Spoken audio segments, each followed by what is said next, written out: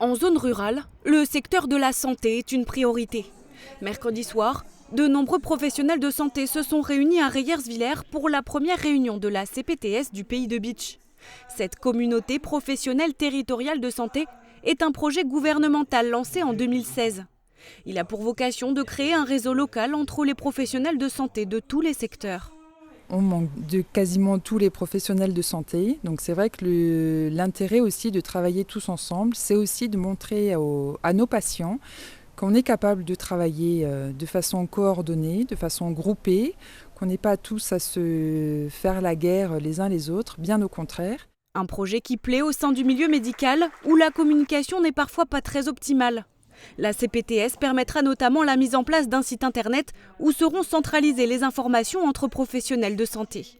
Alors je trouve que c'est quelque chose qui est plein d'espoir parce que ça va permettre vraiment de tisser des liens entre les professionnels, de se connaître pour le bien vraiment de nos patients en fait. Parce que parfois on se sent limité dans nos compétences, on sait qu'un autre professionnel pourrait aider, mais parfois on ne le connaît pas, on ne sait pas sa spécificité. Je trouve que c'est une excellente idée puisque ça permet de fédérer les professionnels libéraux, les énergies, les personnes motivées pour améliorer la prise en charge des patients sur un territoire. Une volonté de maillage amplifiée depuis la pandémie qui a révélé de nombreuses failles du système médical.